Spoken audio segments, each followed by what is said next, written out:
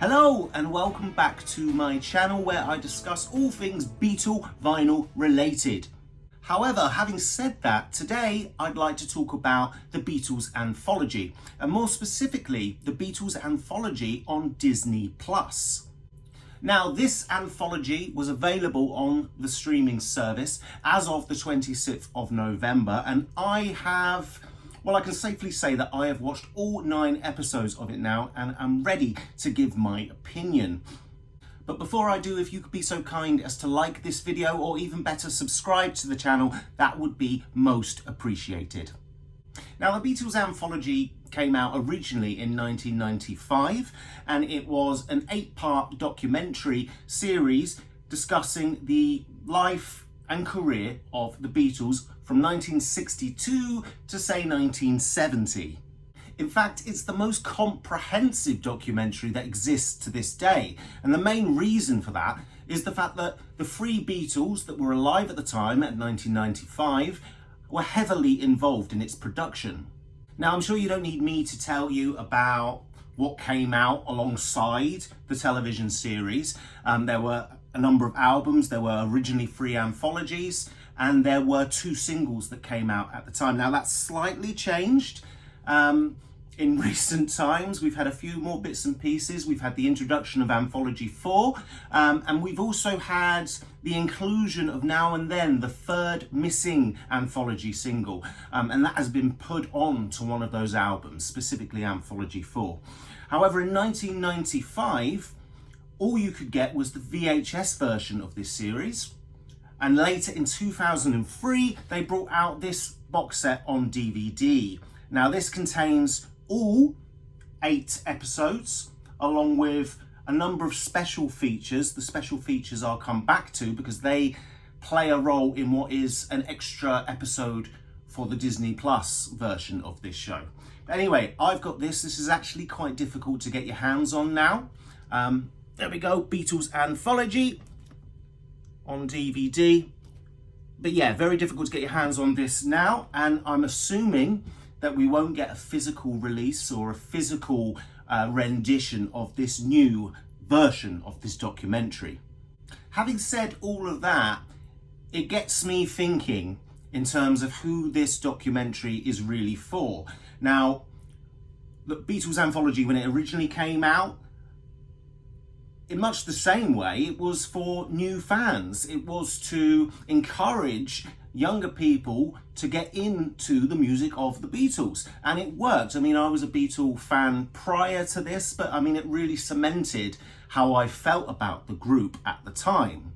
But this version on Disney Plus, having watched all 9 episodes, I think is very much for, again, a new audience, a younger generation. It's not meant for me, and I can say that hand on heart, having watched all 9 episodes, I can say this wasn't meant for me. This wasn't meant for fans older than me. This was made for young people now, and edited in such a way that it was perhaps slightly more engaging for a newer generation.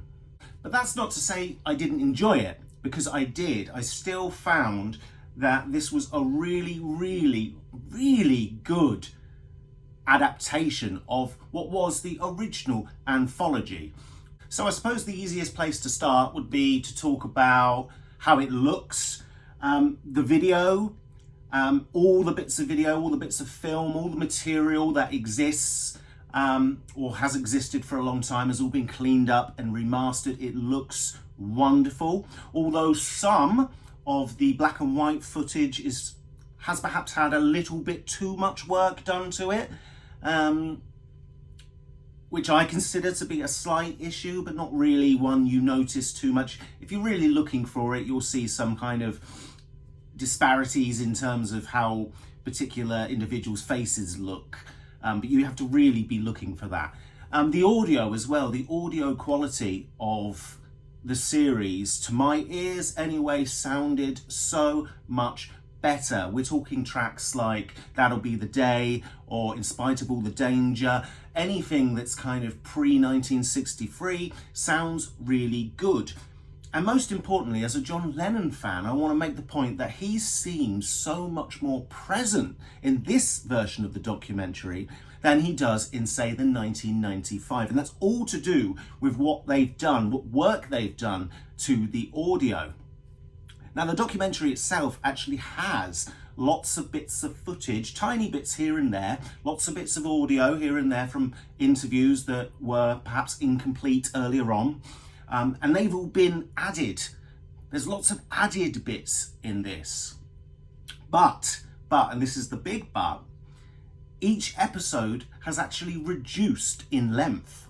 Everything seems more punchy, more sharp, edits are much quicker.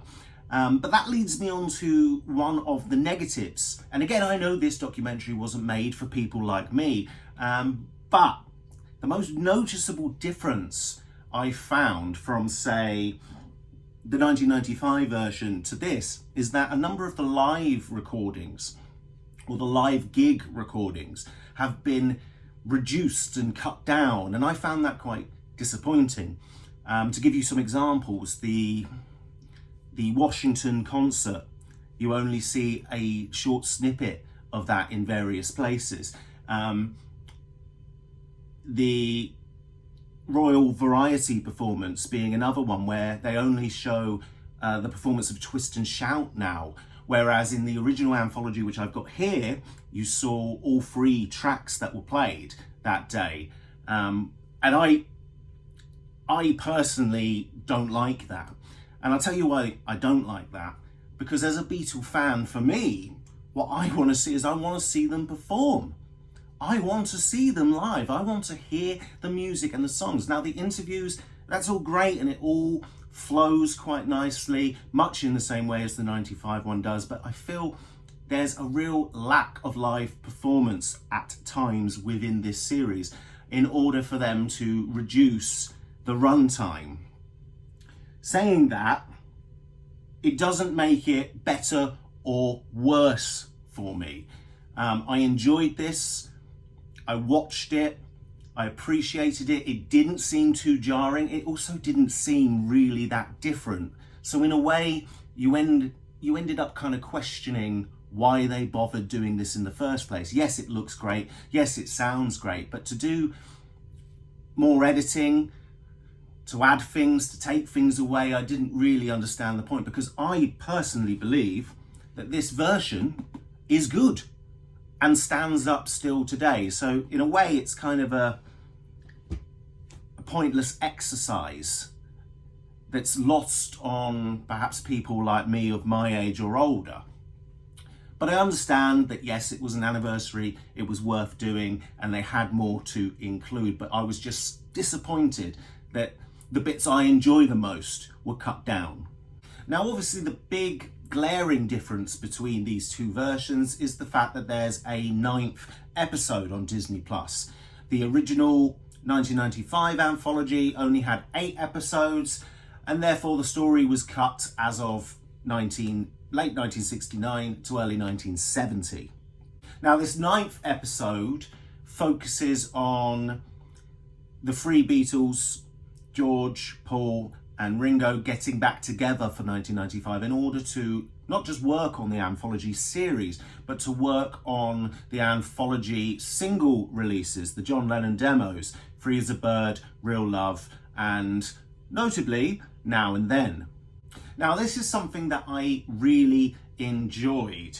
However, much of the footage was taken from the special features disc from the original anthology. So some of this we'd seen before, but the bits we'd not seen were really engaging, really exciting, and something that I'm glad to have watched.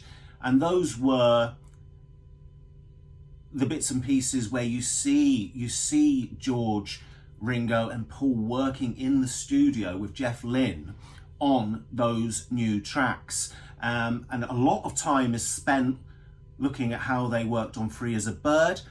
There's a tiny bit on Real Love, and barely anything, unfortunately, on Now and Then. I would have actually preferred to have seen, or for the focus to have been on now and then, because that's the bits that, you know, we really didn't know about and we wanted to see kind of, or I know I wanted to see what the struggles were with that track, what was going on in the studio, what they were talking about, what they were discussing, what their ideas were, and how they eventually came to the decision to kind of abandon that track. So it's disappointing that wasn't in this episode.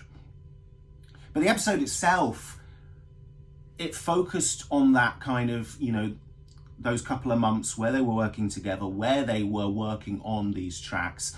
And that was it. There wasn't any kind of theme or story otherwise. It was really an episode that encompassed all that special edition, those special features present on the original anthology, and extended them. So to summarize, I really enjoyed this. I thought the Disney Plus documentary was a success.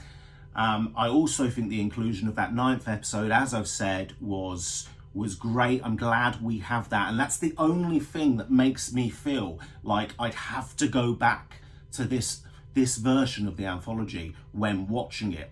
I might stick with my 1995 DVD copy. I may watch all episodes of that quite happily, but I would also like to watch the 9th episode of this. So what they've done there, I think, is quite clever. So that's it. Those are my kind of thoughts, my general thoughts on the documentary series, how I've enjoyed it, how I don't believe it's for me, but nonetheless, it was still a great experience. And I will be back to discuss something else rather soon, and that is the anthology box sets, both the CD set and both the vinyl set, in a video in due course. So please watch out for that. But until then, till next time, bye-bye.